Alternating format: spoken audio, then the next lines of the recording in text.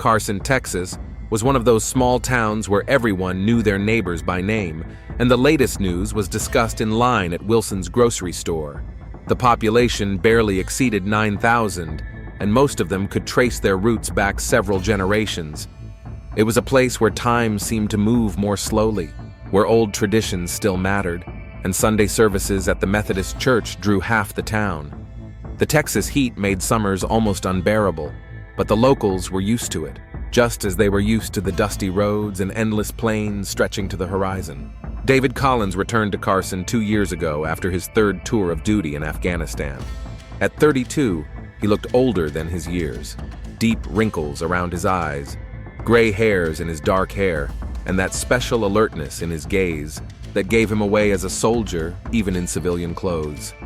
His hands, covered with calluses and small scars, told the story of a man who knew what hard work was, both in war and at home. Bill's auto service became his refuge.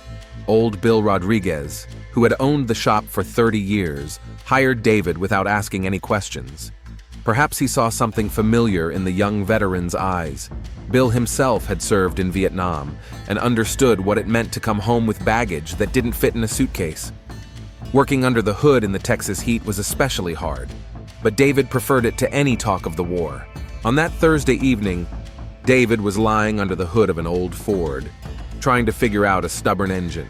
The air conditioning in the workshop was barely coping with the September heat, and sweat was pouring down his forehead. Working on cars calmed him down. Everything was logical and predictable.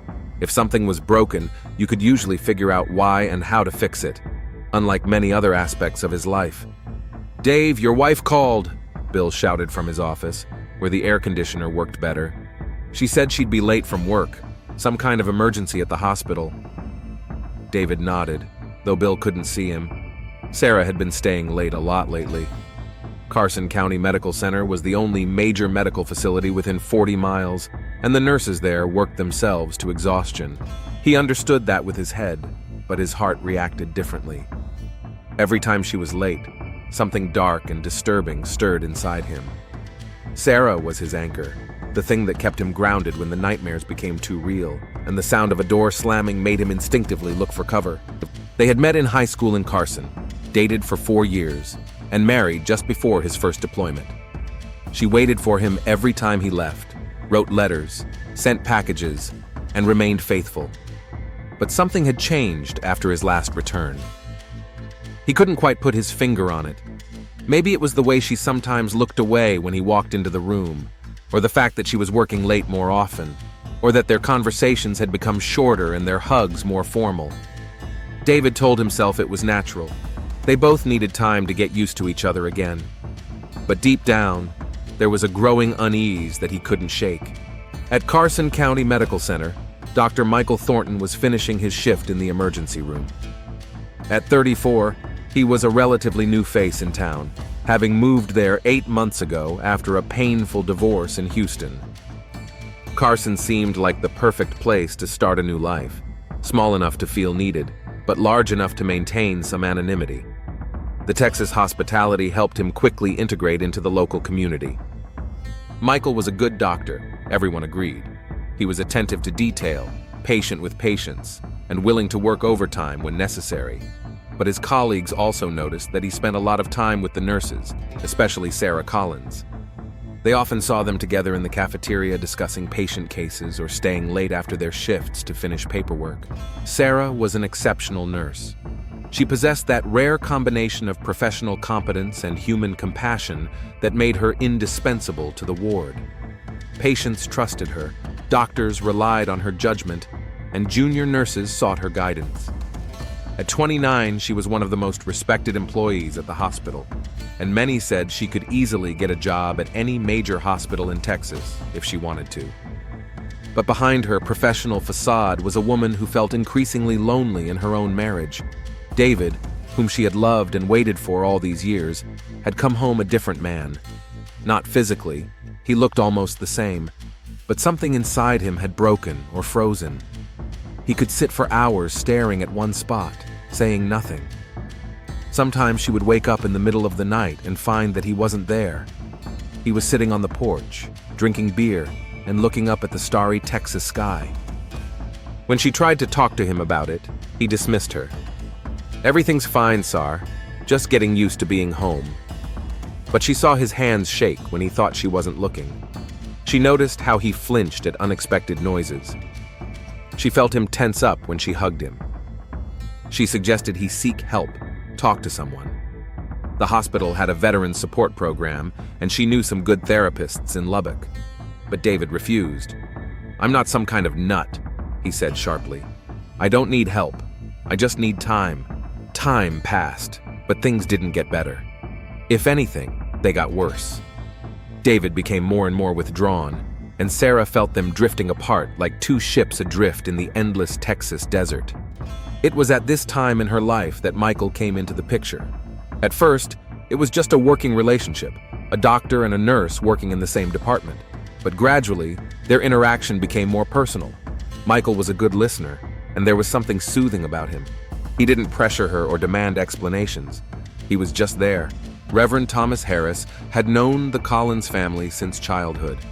He baptized both David and Sarah, married them in his Methodist church on Main Street, and prayed for David's safety every time he left for duty. At 55, Father Thomas was a spiritual father to half the town, a man people turned to in times of trouble. His church was one of the oldest buildings in Carson, built in the 1920s when the town was just beginning to grow thanks to oil development. He had seen how David had changed since his return. The young man who used to attend Sunday services regularly now only showed up at church on major holidays, and even then, reluctantly. When Father Thomas tried to talk to him, David was polite but distant. It was obvious that he was struggling with something, but it was also obvious that he wasn't ready to talk about it. Sarah still came to church, but she had changed too. She used to be an active member of the community, participating in various programs and helping to organize charity events for needy families in the county. Now she came, sat in the back row, and left immediately after the service. When Father Thomas approached her, she smiled and said everything was fine, but her eyes told a different story. Lately, he had been thinking more about the young couple. Something told him that their marriage was in crisis, but he didn't know how to help. David clearly didn't want to talk about his problems, and Sarah seemed to be protecting her husband, even if it hurt her. Detective Lisa Ryan was one of 3 detectives in the Carson County Sheriff's Department. At 38, she was a veteran not only of the police force but also of the Army, having served as a military police officer in Iraq in the early 2000s. This gave her a unique understanding of the problems veterans face when they return home. She moved to Carson 5 years ago from Dallas, tired of the big city and wanting a quieter life. She knew David Collins by reputation. Other veterans in town spoke of him with respect. But she also heard rumors. Nothing specific, just whispers that he was having trouble adjusting, that he wasn't getting the help he needed. In a small Texas town, things like that don't stay secret for long. Lisa knew the signs of PTSD. She had seen them in herself, in her fellow service members and other veterans. She knew how dangerous it could be when someone refused help, when they kept everything bottled up inside. She had thought about approaching David several times, talking to him like a human being, offering support. But they had no personal relationship, and she knew that her status as a police officer could make such a conversation counterproductive. That Thursday evening, David arrived home at their small house on Pecan Street. The house was modest but cozy, a one-story ranch with a wide porch and a small yard with sparse grass that suffered from the Texas sun. It was the kind of house they had dreamed of when they were young and full of plans for the future. An old oak tree in the front yard provided a little shade, and underneath it stood 2 rocking chairs they had bought in their first year of marriage. Sarah wasn't home from work yet. David turned the air conditioner on full blast. Even in the evening, the temperature was around 86 degrees. He heated up the leftovers from last night's dinner and sat down in front of the TV, but he couldn't concentrate on the program. His thoughts kept returning to what Bill had said. Sarah was late again. It had been happening more and more often in recent months. He tried to push his suspicions aside. Sarah was an honest, devoted wife. She had waited 3 years for him while he was in Afghanistan. She deserved his trust. But something inside him, something dark and paranoid, whispered other thoughts. In war, He had learned not to trust anyone completely, to always be on guard. It was a habit that was difficult to turn off at home. When Sarah finally returned around 10 o'clock that evening, she looked tired. Her scrubs were wrinkled, and her hair was tousled from a long day at the hospital. "Sorry I'm late," she said, hanging her bag on a hook by the door. "We had an emergency surgery, a car accident on Highway 87. David nodded, studying her face. She was avoiding direct eye contact, which was unusual for her. "Are you okay?" he asked. "Yeah, just tired. This heat is making everything worse. I'm going to take a shower." As she walked down the hall toward the bathroom, David noticed that she checked her phone. Who could be texting her so late? He tried to push the suspicion away, but it clung to his mind like prickly cactus in the Texas desert. Friday morning in Carson began with another wave of stifling heat. By 7, the thermometer was already at 82 degrees, and the sun beat down mercilessly through the sparse clouds. David woke up before his alarm, as he had almost every day since returning home. His internal clock, set by military discipline, wouldn't let him sleep past 6. Sarah was still sleeping next to him, but even in her sleep she seemed tense. Her face was turned away from him, and her hand lay on the edge of the bed, as if she were subconsciously trying to keep her distance. David got up quietly, trying not to wake her, and went to the kitchen to make coffee. Half an hour later, Sarah came downstairs, already dressed in her work uniform. She looked tired, despite 8 hours of sleep. "Good morning," she said, avoiding his gaze, and began packing her breakfast for the road. "Long shift today?" David asked, pouring her coffee into a travel mug. "The usual, 12 hours. She took the mug, their fingers touching briefly, but she quickly pulled her hand away. "I might be a little late. Dr. Thornton asked me to help with a new paperwork procedure." Dr. Thornton's name had come up more and more often in their conversations lately. David had noticed, but hadn't commented on it yet. "I see," he said neutrally. Sarah kissed him on the cheek, quickly, formally, and headed for the door. "See you tonight." After she left, David was left alone with his thoughts and growing anxiety. Something was definitely going on. Sarah was becoming more and more distant, and their physical intimacy had all but disappeared. They hadn't made love in over a month, and every time he tried to get close to her, she found a reason to pull away. At the Carson County Medical Center, the morning shift began with the usual hustle and bustle. Sarah arrived at work 15 minutes before the start and found Dr. Thornton already in the ward, studying patient charts. In the 8 months he had been working in Carson, he had earned a reputation as the most dedicated doctor in the hospital, always arriving early, leaving late, never turning down extra shifts. "Good morning, Sarah," he said, looking up from his papers. "Ready for another day?"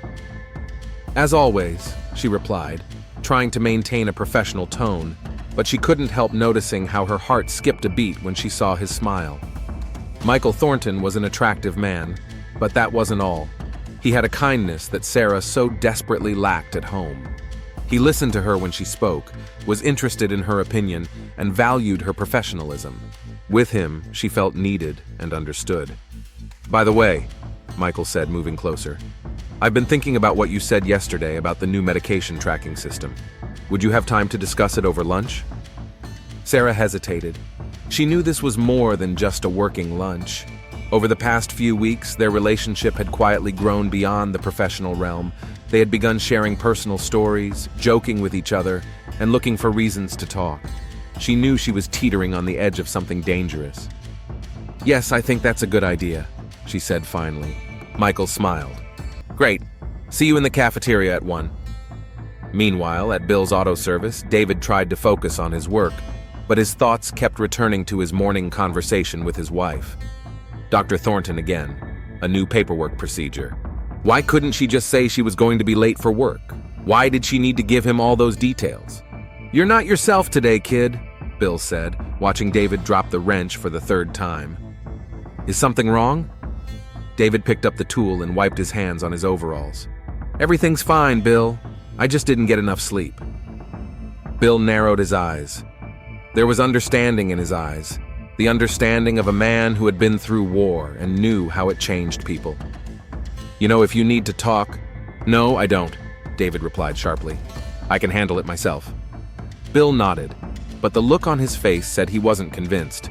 He had seen too many veterans who took care of themselves until it was too late. At noon in the Methodist Church on Main Street, Reverend Thomas Harris was preparing for a meeting with a support group for military families. The program was his brainchild. He had started it 3 years ago when he realized that many families in Carson needed support while their loved ones were serving overseas, and especially when they returned home. 6 people showed up for today's meeting, mostly wives of veterans. They sat in a circle in the church hall, sharing their experiences and problems. Father Thomas noticed that Sarah Collins hadn't been to these meetings for several months, even though she used to be a regular. "Reverend Harris," said Mary Johnson, the wife of an Iraq veteran, "I don't know what to do. Jim is becoming increasingly aggressive. Yesterday he yelled at the children over something trivial and then locked himself in the garage for the entire evening." Father Thomas nodded understandingly. "Mary, it's important to remember that anger often masks pain. Jim is struggling with something he can't control. Have you tried suggesting professional help?" "He refuses. He says he can handle it himself." Those words echoed in the priest's heart. He had heard them too often. Pride, shame, fear of appearing weak. All these things prevented veterans from seeking the help they desperately needed.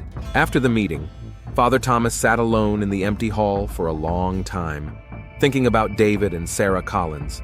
He felt he had to do something, but he didn't know what. Maybe he should visit them at home, but he didn't want to seem intrusive. In the hospital cafeteria, Sarah and Michael sat at a table in the far corner, formally discussing work issues, but their conversation gradually became more personal. "You seem tired lately," Michael said, studying her face. "Is everything okay at home?" Sarah hesitated. She hadn't told anyone about her marital problems, but the burden of silence was becoming unbearable. "It's complicated," she said finally. "Your husband is a veteran, right? I heard he served in Afghanistan." "3 tours," Sarah nodded. "He came back 2 years ago, but he's not the man I remember. He refuses to talk about what happened to him there and doesn't want to seek help." Michael moved closer. "That must be very hard for you." "Sometimes I feel lonely in my own home," Sarah admitted, tears welling up in her eyes. "He's there, but it's like he's not. We hardly talk. We don't touch each other. I don't know how to get through to him." Michael instinctively reached out and covered her hand with his. "You deserve better, Sarah. You're so caring, so strong. Any man would be lucky." He didn't finish his sentence, but the meaning was clear.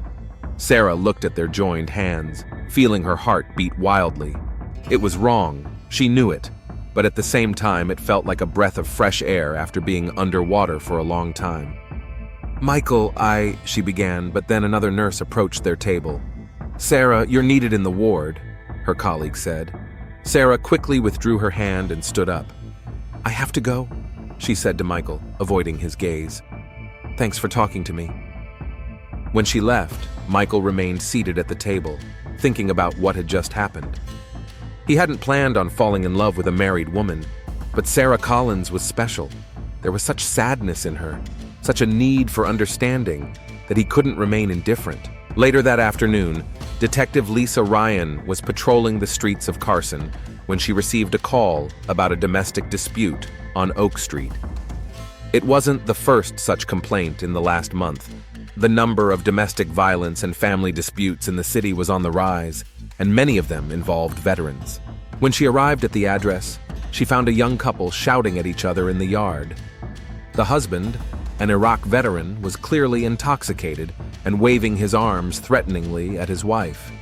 The wife was crying and holding a small child close to her.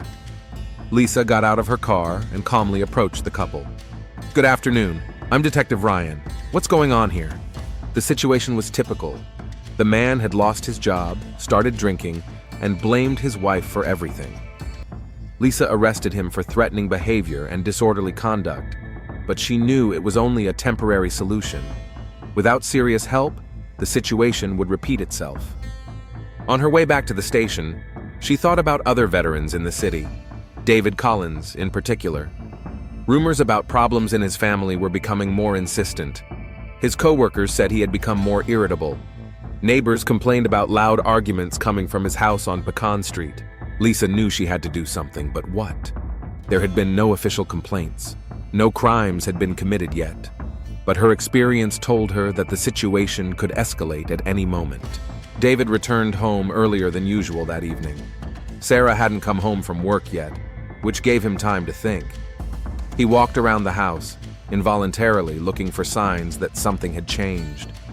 In the bathroom, he noticed a new perfume he hadn't seen before. In the closet, there was a new dress that she had obviously bought recently but never worn at home. Little things that could mean nothing, or could mean everything. When Sarah finally returned at 6:30, she looked agitated. "Hi," she said, hurrying past him into the bedroom. "How was work?" David asked, following her. "The usual. Lots of work." She started to change, turning her back to him. Dr. Thornton was really helpful with the new system. He's very professional. Something in her tone made David wary. "You've been talking about him a lot lately." Sarah froze, holding her shirt in her hands. "He's a colleague, David. We work together." "I know." David sat down on the bed, watching her. "I'm just wondering why you've been staying late at work so often since he showed up." Sarah spun around. "What are you implying?" "Nothing, just an observation." Tension hung in the air. Sarah saw suspicion in her husband's eyes, and David read guilt in her behavior.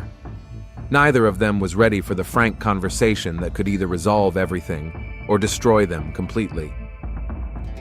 "I'll go make dinner," Sarah said as she left the room. David remained sitting on the bed, clenching his fists. An anxiety familiar from Afghanistan grew inside him, a sense of impending danger when you don't know where the blow will come from, but you know it's coming.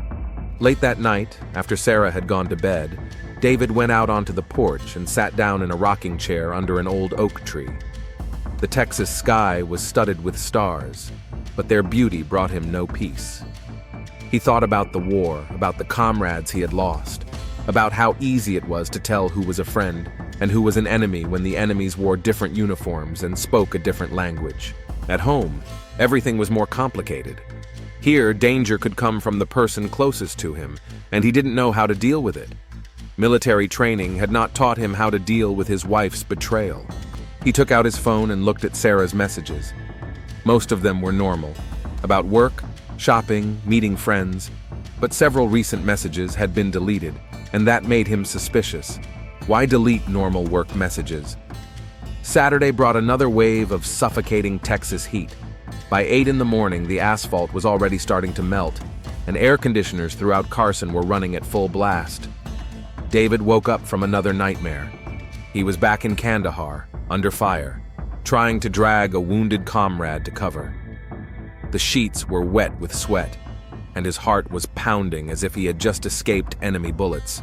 Sarah was sleeping next to him, but even in her sleep there was a gulf between them. They hadn't touched each other in weeks. David got up quietly and went to take a shower, hoping the cold water would help him calm down. When he returned to the bedroom, Sarah was already awake and sitting on the edge of the bed, checking her phone. Noticing his gaze, she quickly put the device away. "Work?" David asked. "Yes, I'm being called in for an extra shift. Someone is sick." She stood up and started getting dressed. "I'm sorry it's your day off." David watched her, noticing how carefully she chose her clothes. Usually, for an extra shift, she just threw on the first uniform she found. Today, she spent a long time looking at herself in the mirror, fixing her hair. "What time will you be back?" he asked. "I'm not sure. Maybe late." She kissed him on the cheek, the same formal kiss that had become a ritual. "See you tonight." After she left, David was left alone with his thoughts. An extra shift on Saturday. That had never happened before. Or had it, and he hadn't noticed. He tried to remember, but his memory failed him. The war had made some things too sharp, and others too blurry.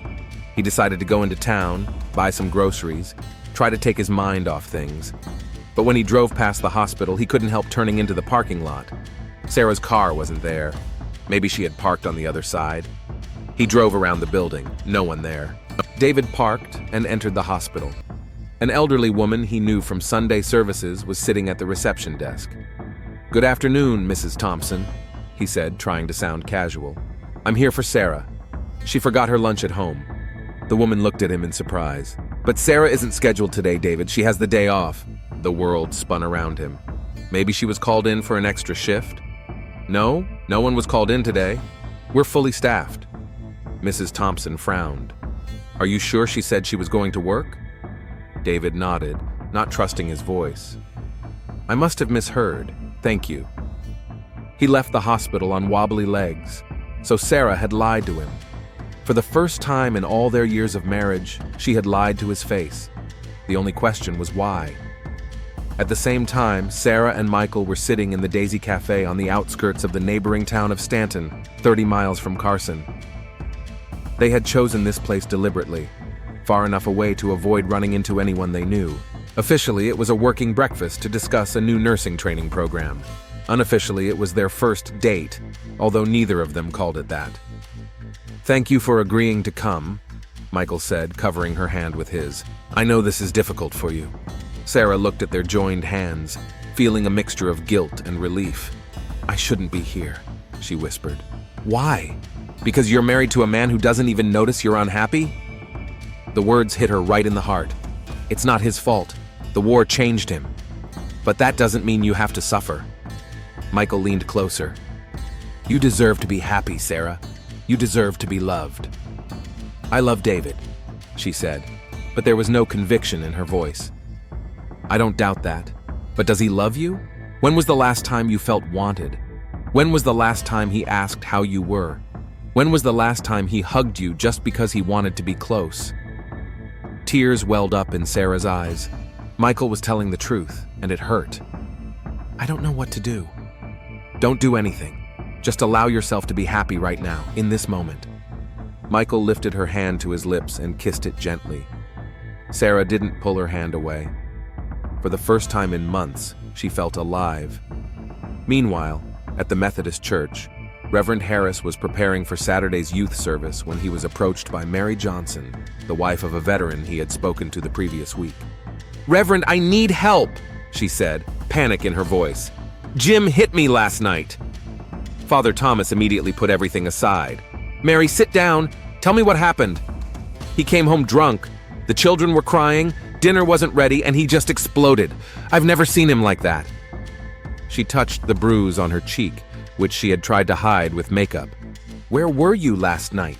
Are you safe at home? I took the children and we spent the night at my sister's, but I don't know what to do next. He called this morning, apologized, cried. He said it wouldn't happen again. Father Thomas sighed deeply. He had heard stories like this too often. Mary, you can't go back home until Jim gets help, professional help. But he doesn't want to. Then he has a choice, treatment or losing his family. You can't risk your safety and the safety of your children. After Mary left, Father Thomas sat in his office for a long time, thinking about the growing problem. Jim Johnson was already the third veteran this month whose family had been affected by domestic violence. Something had to be done at the community level. He thought about David Collins. It hadn't escalated to physical violence yet, but all the signs were there. Isolation, refusal to seek help, growing tension in the family. Maybe he should talk to Detective Ryan? She might know how to best approach the situation. Detective Lisa Ryan spent the morning studying domestic violence statistics for the county. The numbers were alarming. In the last 6 months, cases had risen by 40%. Most of the incidents involved veterans, and that was no coincidence. Her phone rang. It was Reverend Harris. Detective Ryan, I need your help. We have a serious problem with veteran families in town. They agreed to meet after lunch. Lisa was grateful to the Reverend for taking the initiative.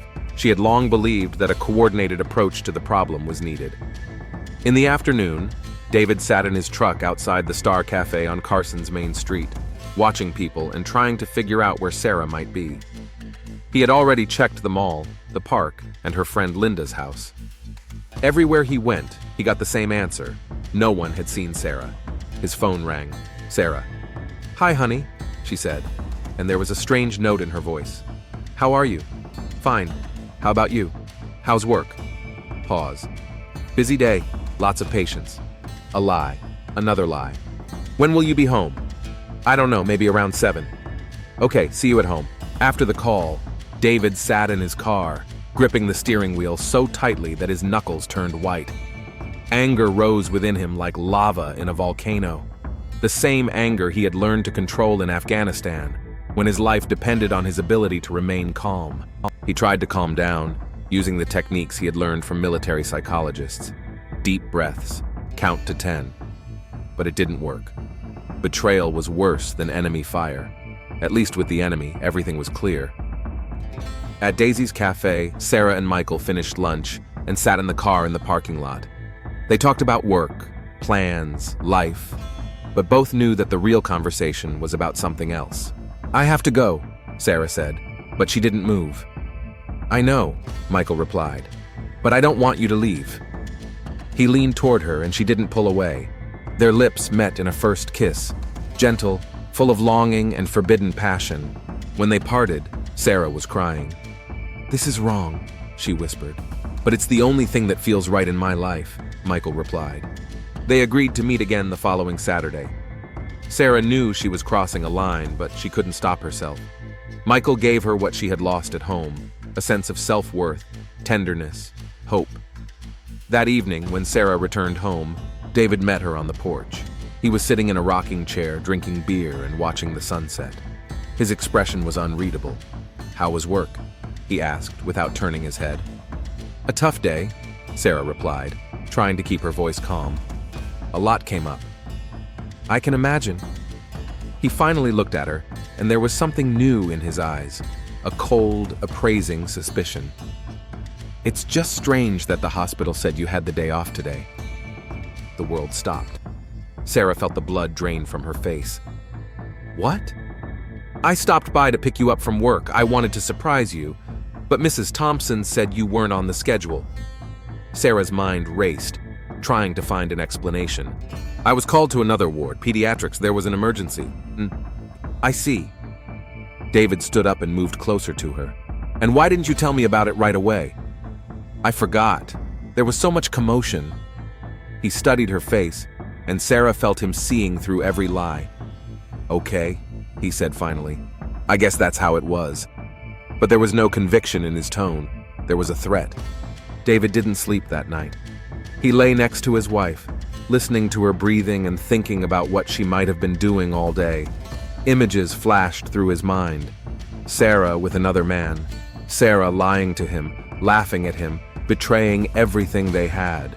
Around 3 in the morning, he got up and quietly went downstairs. Sarah had left her purse on the kitchen table. David knew he shouldn't do it, but he couldn't stop himself. He opened the bag and took out her phone. Most of the messages had been deleted, but in the trash folder he found a few that made his blood boil. "Today was wonderful. I can't wait to see you again. M. You deserve the best. M. Thinking of you. M. Monsieur Michael. Dr. Thornton."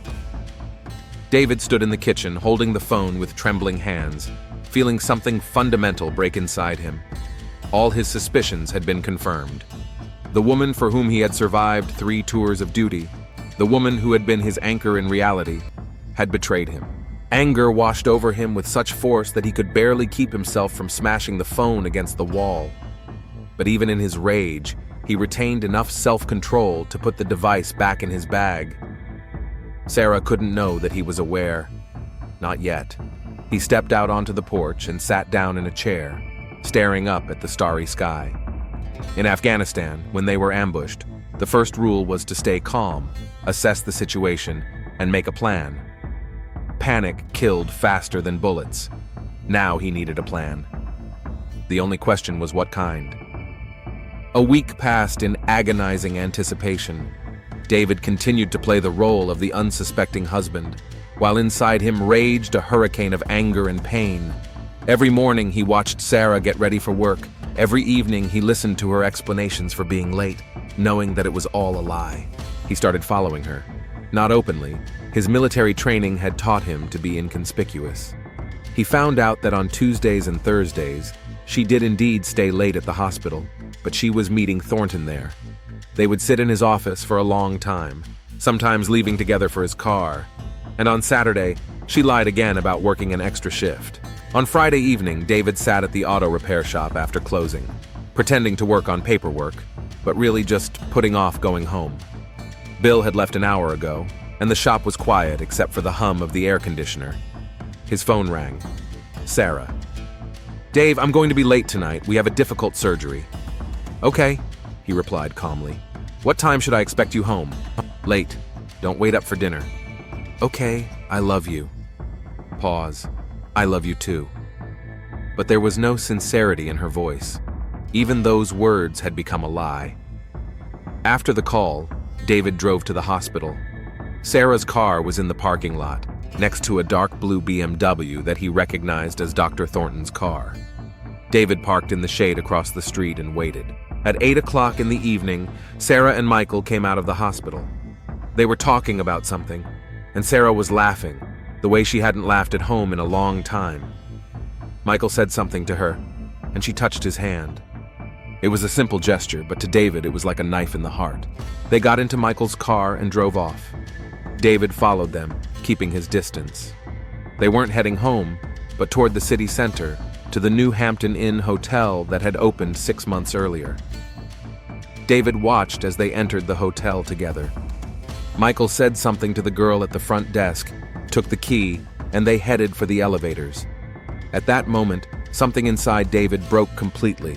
He sat in his car for another hour, staring at the lit windows of the hotel, imagining what was happening up there. The pain was physical, as if someone was tearing his insides apart. The woman he loved more than life itself, his only connection to the living world, was betraying him at the most critical moment of his life. David started the car and drove home. He needed time to think, to make a plan. In a military operation, impulsiveness could cost lives. The stakes here were no less. At home, he took his army pistol, a Beretta M9, out of the safe in his bedroom. He had been allowed to keep it after his service. He held the weapon in his hands for a long time, feeling the familiar weight of the cold metal. This weapon had saved his life in Afghanistan more than once. Maybe now it would help him resolve this situation. Sarah came home at 10:30. She looked excited, disheveled, and happy. She was wearing the same dress she had worn that morning, but now it was slightly wrinkled. "Hi," she said, avoiding his gaze. "Sorry I'm so late. The operation took longer than expected." "Did everything go well?" David asked, sitting in the living room chair. "Yes, the patient is fine." She headed for the stairs. "I'm going to take a shower." "Sarah," she turned around. "Yes?" "We need to talk. Tomorrow." Something in his tone made her wary. "About what?" "About us, about our marriage." She nodded, but there was alarm in her eyes. "Okay, tomorrow." Saturday morning began with another lie. Sarah said she was going to the mall with her friend Linda, but David knew the truth. She left at 10:30, and half an hour later he followed her. This time they met at Daisy's Cafe in Stanton. David parked across the street behind a gas station, where he could watch the entrance to the cafe. An hour later, Sarah and Michael left and drove to the Roadstar Motel on the outskirts of town. David waited another half hour, then drove up to the motel. An elderly man was sitting in the office watching television. "Good afternoon," David said. "I'm looking for my wife. I think she's here with a colleague. Dark hair, pretty, about 30. The man looked at him sympathetically. "Room 12, he said quietly. "They've been there for an hour." David nodded and left. Room 12 was at the far end of the parking lot. Michael's car was parked right in front of the door. The light was on, but the curtains were drawn. David walked up to the door and pressed his ear against it. The sounds coming from inside left no doubt as to what was happening. It was Sarah's voice, saying another man's name with a passion she had never shown him. At that moment, the last remnants of his self-control left him. The rage that had been building up for weeks exploded like a grenade. David walked back to his car, took the gun out of the glove compartment, and returned to the door. He didn't knock. He just put his shoulder against the door and pushed. The cheap motel lock didn't hold. The door swung open, and David found himself in the room. What he saw was etched into his memory forever. Sarah and Michael were on the bed, naked, embracing each other. Her hair was tousled, and her face wore an expression of happiness that David hadn't seen in her for a year. "David!" Sarah cried, grabbing the sheet. Michael sat up on the bed, covering himself with a pillow. "Listen, We can explain everything. Explain? David raised the gun. What is there to explain? It's perfectly clear. David, please, Sarah cried. I didn't want you to find out this way. How did you want me to find out? By continuing to lie to me? By making a fool of me? It's not what you think, Michael began, slowly getting up from the bed. Don't move, David shouted, pointing the gun at him. Stay where you are. David, please put the gun down, Sarah begged. We can work this out. Talk. Talk, David laughed, but there was no joy in his laughter. Talk about what? About how my wife is fucking another man while I work to support our home? About how you lie to me every day? I'm miserable, David, Sarah cried. You've changed. You're not the man I married. The war changed me? Is that my excuse for you being a whore? Don't call her that, Michael interjected.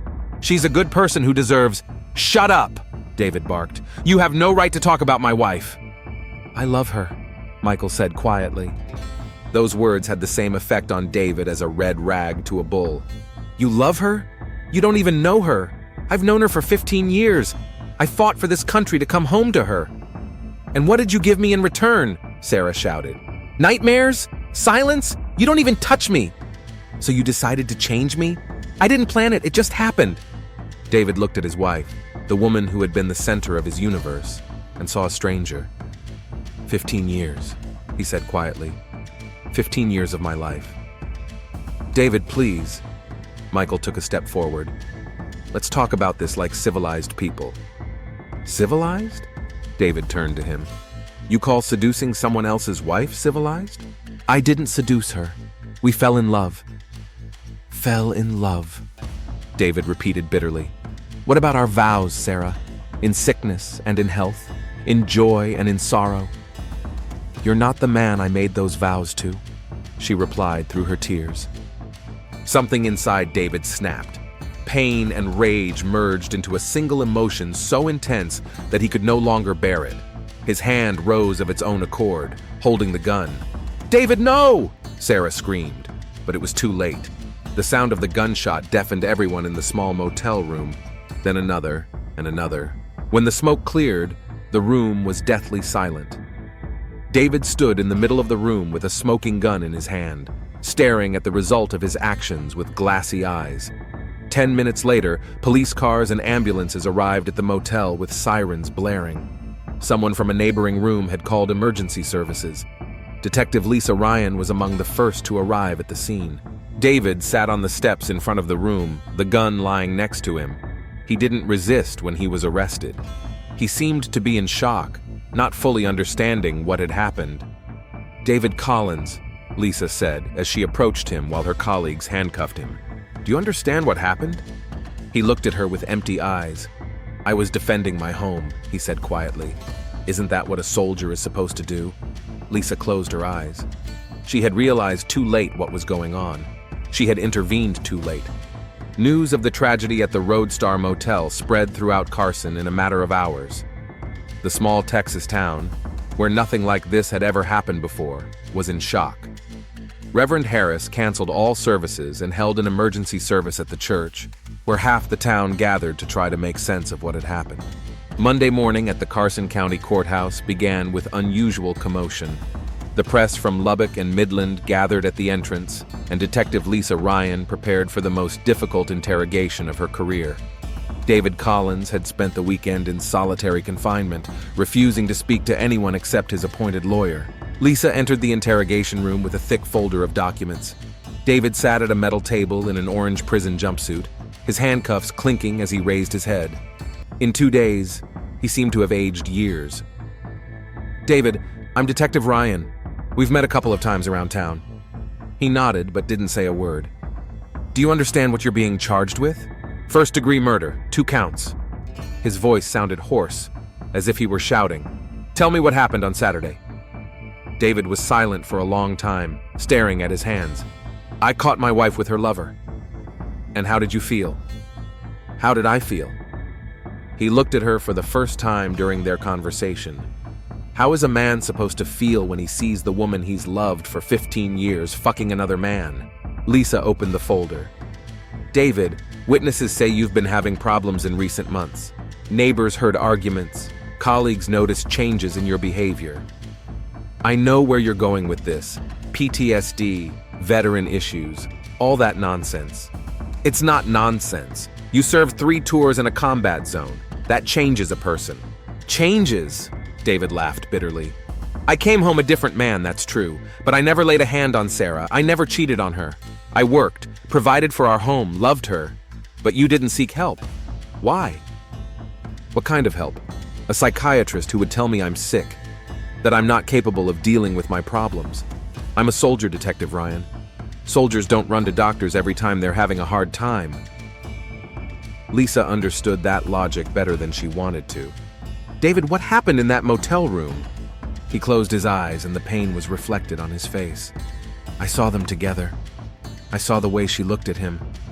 That's the way she used to look at me. And then you got the gun? I didn't plan to kill them. His voice grew quieter. I just wanted to... I don't know what I wanted. Talk, make them stop. It all happened so fast. David, you fired 3 shots. The first one hit Dr. Thornton. The second and third hit Sarah. He opened his eyes, and there was so much pain in them that Lisa felt a pang of sympathy. She was screaming his name. Even when he was dead, she was screaming his name, not mine. Almost the entire community had gathered in the Carson County Courthouse. The preliminary hearing in the David Collins case was an event the town had never seen before in its history. Judge Margaret Stone, a 60-year-old woman who had served in that position for 20 years, had never dealt with a double murder case. David's lawyer, James Carter of Lubbock, specialized in defending veterans. He was a tall, thin man with gray hair and piercing eyes who understood the difficulties faced by returning soldiers. Your Honor, Carter began, my client is a war hero, a man who dedicated the best years of his life to serving our country. What happened on Saturday was a tragedy, but it was the tragedy of a man broken by war and betrayal.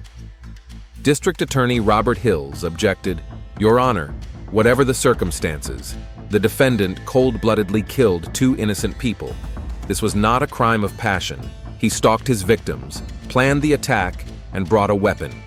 Sarah's parents, John and Mary Wilson, were in the courtroom. They sat in the front row, holding hands, looking older than their years.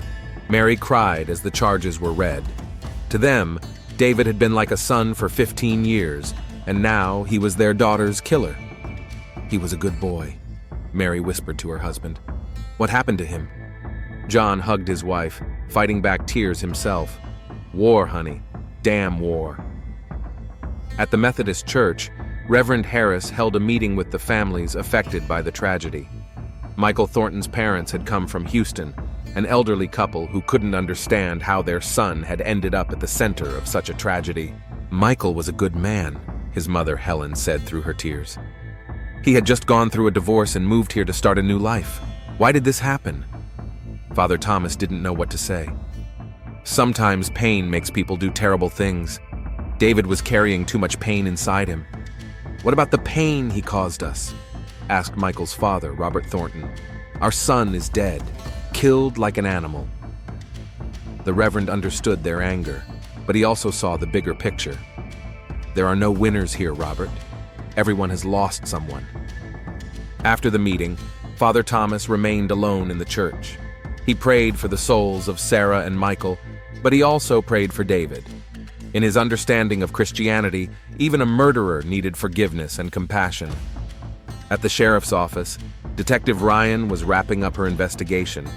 The case was simple from a legal standpoint. There were witnesses, there was a weapon, there was a motive, but the human side was much more complicated. She studied David's medical records from the military hospital. He had been diagnosed with PTSD 2 years ago, but he had refused treatment. The records showed classic symptoms: insomnia, nightmares, increased anxiety, depression. If only he had agreed to treatment, Lisa thought aloud. Her colleague, Sergeant Tommy Reyes, shrugged. That's the past tense, Liz. What happened happened. But we could have prevented this. I saw the signs. Harris saw them. Half the city saw them. Why didn't anyone do anything? What could we have done? Arrest him for being sad? Lisa knew Tommy was right, but that didn't ease her guilt. She was a veteran. She understood the issues better than most.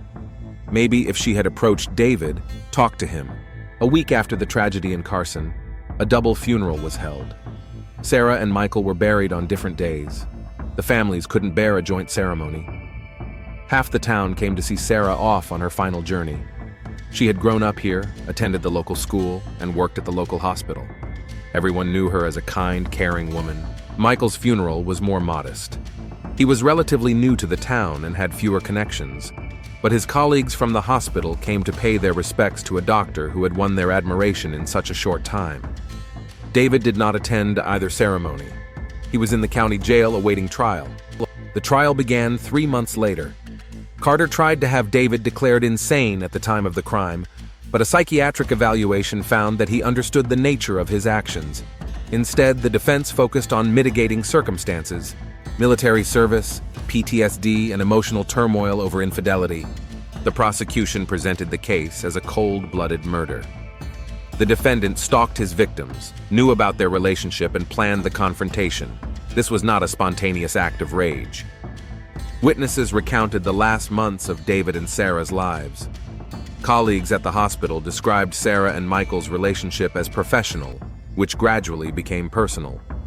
Neighbors spoke of tension in the Collins home. David himself testified in his own defense. "I'm not proud of what I did," he told the jury, "but at that moment, I saw everything I had lived for falling apart. 15 years of marriage, 3 tours of duty, all the sacrifices I had made. It was all a lie."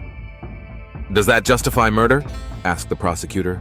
"No," David replied quietly. "Nothing justifies murder, but I couldn't control myself at that moment. Anger consumed me." The jury deliberated for 2 days. They found David guilty of second-degree murder, not first-degree, considering the mitigating circumstances. Judge Stone sentenced him to 25 years in prison with the possibility of parole after 15 years. When the sentence was announced, the courtroom fell silent. Sarah's parents cried. Michael's parents held hands. David accepted the sentence without emotion, like a soldier receiving orders. A year later, life in Carson returned to its usual rhythm, but the scars remained. The hospital created a support program for employees who had experienced trauma. Reverend Harris expanded his support group for veterans' families. Detective Ryan initiated an early intervention program to help veterans with adjustment problems. The house on Pecan Street stood empty. No one wanted to buy a house where a family had lived that ended in tragedy. Neighbors said they sometimes saw lights on in the evenings, but it was just the reflection of passing cars.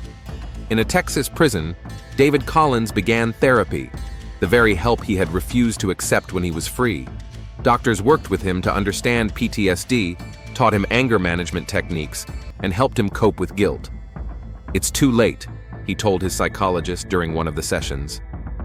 "For Sarah and Michael, yes," the doctor replied, "but not for you. You have a chance to understand what happened and make sure it never happens again." David nodded, but there was no hope in his eyes. Some things cannot be fixed. Some losses cannot be replaced. He had killed the only person he had ever loved, and now he had to live with that for the rest of his life. In the county police archives, the Collins case served as a reminder of the price of silence, of the importance of early intervention, of how war can follow soldiers home and destroy not only their lives, but the lives of those they love. The small Texas town of Carson learned a hard lesson about how tragedy can strike anywhere, how heroism in war does not guarantee happiness at home, and how sometimes the quietest cries for help are the loudest. 5 years later, Detective Lisa Ryan became the sheriff of Carson County. The veteran support program she helped create saved several families from repeating the Collins tragedy. Reverend Harris retired but continued to volunteer with support groups. David Collins was still serving his sentence, but he became a role model for other veteran inmates. He helped them get the help they needed and shared his story as a cautionary tale.